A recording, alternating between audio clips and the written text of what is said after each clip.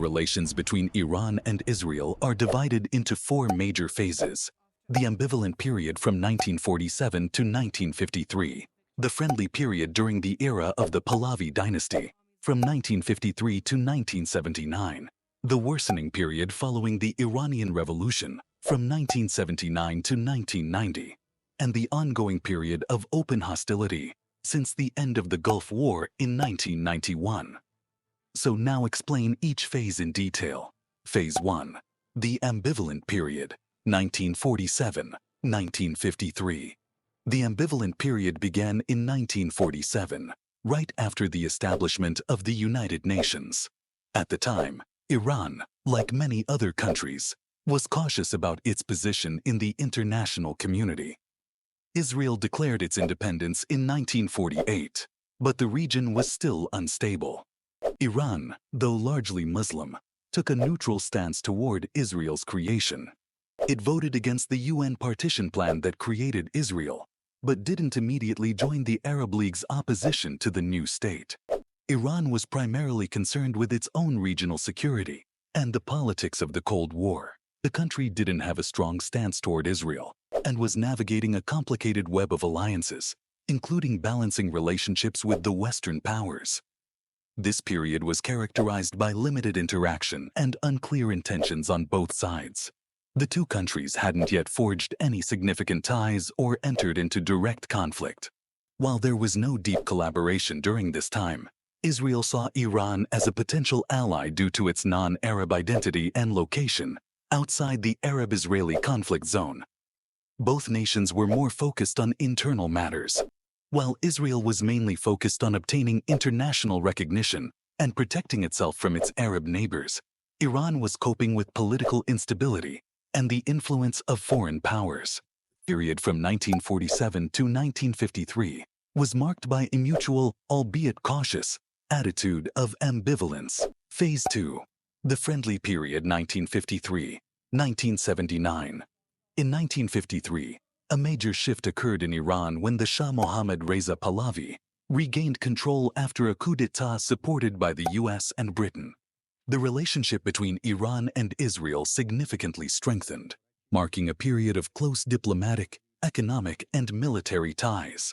Although Iran had originally opposed the creation of Israel in the 1947 UN vote, the Shah saw strategic advantages in partnering with Israel as a non-Arab country in a largely Arab region, following David Ben-Gurion's strategy of forming alliances with peripheral states.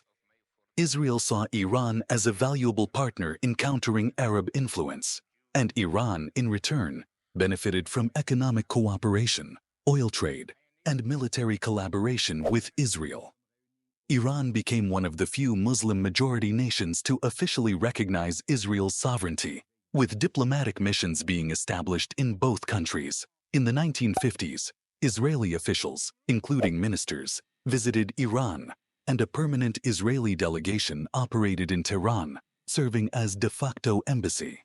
This growing partnership faced criticism from some in the Iranian clergy, including Ayatollah Abul Qasim Kashani and Ayatollah Talagani, who opposed the recognition of Israel and expressed support for the Palestinian cause. Despite this opposition, the Shah maintained close ties with Israel, valuing the economic and strategic benefits of the relationship. Economically, the two nations engaged in substantial trade, especially in the 1970s. Iran became a key supplier of oil to Israel, covering a significant portion of Israel's energy needs. The Eilat-Ashkelon pipeline, a joint venture between the two countries, facilitated the transport of Iranian oil to European markets via Israel. This collaboration was mutually beneficial, with Israeli construction firms and engineers working on infrastructure projects in Iran. Furthermore, El Al, the Israeli national airline, operated direct flights between Tel Aviv and Tehran, demonstrating the strength of their bilateral relations. Military cooperation between Iran and Israel was an important, albeit secretive, aspect of their relationship during this period. The two nations collaborated on Project Flower, a joint venture aimed at developing a new missile system. Israel and Iran shared intelligence, military technology, and expertise, as the Shah's regime saw Israel as a key ally in resisting Arab nationalism and maintaining regional stability. However, despite the close relations, many in Iran's public remained sympathetic to the Palestinian cause, often donating funds to support Palestinians despite government crackdowns on such efforts. One of the most significant unresolved issues of this era was the debts owed by Israel to Iran. By the time of the Iranian Revolution in 1979, Israel owed Iran around $1 billion, largely due to oil deals and joint ventures, such as the Trans-Israel oil pipeline. Despite these obligations, Israel chose not to repay the debt following the revolution, even granting legal indemnity to companies involved. A known Israeli bank account still holds $250 million owed to Iran, a lingering legacy of their once close relationship. This unpaid debt remains a point of contention between the two nations to this day. Phase 3. The Worsening Period, 1979-1990. The Iranian Revolution of 1979 drastically changed Iran's political landscape and its relationship with Israel. The Shah was overthrown, and an Islamic Republic was established under Ayatollah Khomeini, who took a deeply anti-Israel stance. This marked the start of the worsening period. Khomeini viewed Israel as an illegitimate state and an enemy of Islam. Iran immediately cut all diplomatic and economic ties with Israel and began supporting anti-Israel militant groups, particularly Hezbollah in Lebanon. Iran's new leadership denounced Israel as a Zionist regime and began providing funding, training, and weapons to groups opposed to Israel. The most prominent of these was Hezbollah, which emerged as a powerful militant force during the Lebanese Civil War. Iran's support for Hezbollah, along with its anti-Israel rhetoric, led to increased tensions in the region. Israel saw Iran's actions as a direct threat to its security, especially as Hezbollah launched attacks against Israeli targets. Throughout the 1980s, the relationship between Iran and Israel deteriorated further. Iran became a vocal critic of Israel's policies toward the Palestinians and its military actions in Lebanon. Israel, on the other hand, was concerned about Iran's growing influence in the region, particularly through proxy groups like Hezbollah. The two nations, once secret allies, were now on opposite sides of a growing conflict. This worsening period set the stage for the long-term hostility between the two countries. While direct military confrontation was limited, the use of proxy forces and indirect confrontations, like in Lebanon, became a hallmark of Iran-Israel relations. By the time the 1990s arrived, the animosity between the two had reached a new level, with no signs of reconciliation in sight. Phase 4. The ongoing hostility 1991. Present. Current period of Iran-Israel relations is marked by open hostility, escalating tensions, and frequent confrontations, both directly and through proxy forces. Since the early 1990s, following the end of the Gulf War, the two countries have been locked in a bitter struggle for influence in the Middle East. Iran's supreme leader, Ayatollah Ali Khamenei, has played a central role in defining Iran's stance toward Israel, often using incendiary rhetoric to condemn the Israeli state and its policies. The ideological clash, military engagements, and proxy wars have made this phase particularly volatile. In December 2000, Khamenei's hardline position became clear when he referred to Israel as a cancerous tumor that needed to be removed from the region. This statement set the tone for Iran's approach to Israel during this period of hostility. Iran's leadership viewed the establishment of Israel as a historic injustice against the Palestinian people, and it positioned itself as the champion of Palestinian resistance. Khamenei's rhetoric not only inflamed tensions with Israel, but also cemented Iran's support for militant groups such as Hezbollah and Hamas, which have consistently opposed Israel's right to exist. By backing these groups financially and militarily, Iran has directly challenged Israel, leading to numerous clashes. In 2005, Khamenei further articulated Iran's position by stating that Palestine belongs to Palestinians, and the fate of Palestine should also be determined by the Palestinian people. This emphasis on Palestinian sovereignty was used to justify Iran's opposition to Israel and its support for armed resistance. However, When then-President Mahmoud Ahmadinejad was reported to have said that Israel should be wiped off the map, it sparked international outrage. In response, Khamenei attempted to clarify Iran's position, saying that the Islamic Republic has never threatened and will never threaten any country, while still maintaining that Israel had no legitimate place in the region. This contradiction reflected Iran's nuanced strategy, publicly asserting non-aggression while actively supporting groups engaged in conflict with Israel.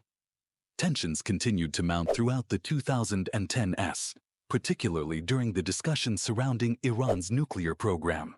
In 2012, during a meeting with veterans of the Iran-Iraq War, Khamenei expressed confidence that the superfluous and fake Zionist regime will disappear from the landscape, signaling his belief that Israel's downfall was inevitable. This was followed by even more incendiary remarks just a few days later, when Khamenei called Israel a cancerous tumor in the heart of the Islamic world, blaming Israel for the many challenges faced by Muslim nations. This rhetoric underscored Iran's ideological stance that Israel's very existence was an affront to the region, justifying its ongoing support for anti-Israel militant groups. Perhaps one of the most notable moments of this period came during the debate over the Joint Comprehensive Plan of Action, JCPOA, the 2015 nuclear deal aimed at curbing Iran's nuclear capabilities. In a speech, Khamenei issued a stark warning to Israel, stating, "I'd say to Israel that they will not see the end of these 25 years." In response to Israeli claims that the nuclear deal had neutralized Iran's threat for the next quarter century, this statement was taken as a direct challenge to Israel, suggesting that Iran would continue to oppose Israel despite the nuclear agreement. Khamenei's words reflected the deeply entrenched hostility between the two nations, indicating that Iran saw the conflict with Israel as part of a long-term struggle. The military aspect of the Iran-Israel conflict has also intensified during this period. Iran's support for Hezbollah in Lebanon and Hamas in Gaza has provided these groups with the means to launch attacks on Israel, while Israel has responded with airstrikes on Iranian targets, particularly in Syria. Since the outbreak of the Syrian civil war in 2011, Iran has expanded its military presence in the region, and Israel has frequently targeted Iranian positions in Syria to prevent the transfer of advanced weaponry to Hezbollah. These airstrikes, combined with covert operations such as the assassination of Iranian nuclear scientists and cyber attacks like Stuxnet, have added to the animosity between the two nations. The Iranian nuclear program remains one of the biggest points of contention between the two countries. Israel views the potential for a nuclear-armed Iran as an existential threat and has been one of the most vocal opponents of Iran's nuclear ambitions on the international stage. Despite the JCPOA, tensions have remained high, especially after the U.S. withdrew from the agreement in 2018 under President Donald Trump, leading to renewed fears that Iran could develop nuclear weapons.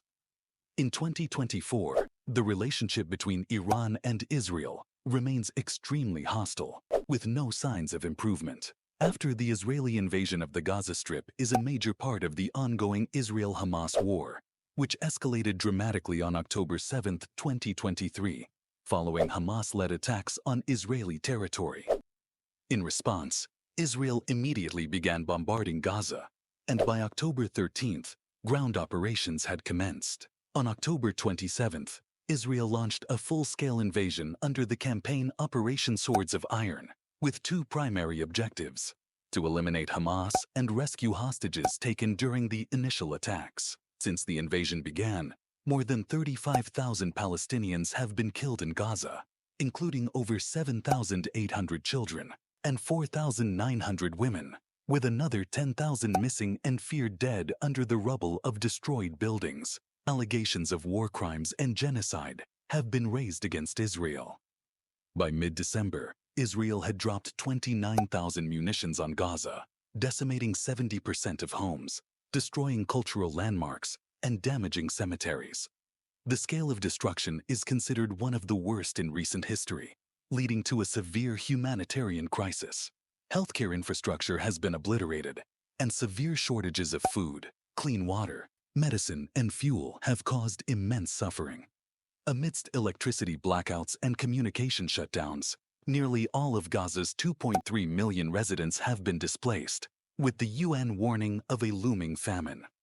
Meanwhile, Israel has also faced significant losses, reporting the deaths of 353 soldiers as of October 13, 2024, and the displacement of 250,000 to 500,000 Israelis. In response, Iran has become heavily involved, particularly after Israel's killing of Hamas leader Ismail Haniyeh and several Iranian leaders aligned with Hamas. These assassinations sparked intense reactions from Iran, with the country condemning Israel's actions and threatening retaliation. The conflict has taken on a wider regional dimension, with fears of a broader confrontation involving Iran and its regional allies. In sum, the ongoing hostility between Iran and Israel since 1991 has been characterized by a mix of harsh rhetoric, military engagements, and political maneuvering. Iran's continued support for militant groups, its nuclear ambitions, and its ideological opposition to Israel's existence have made it one of Israel's most determined adversaries. Meanwhile, Israel has responded through military action and diplomatic pressure, ensuring that this conflict remains a major flashpoint in Middle Eastern politics. The future of this relationship appears fraught with risk, as both countries continue to view each other as existential threats.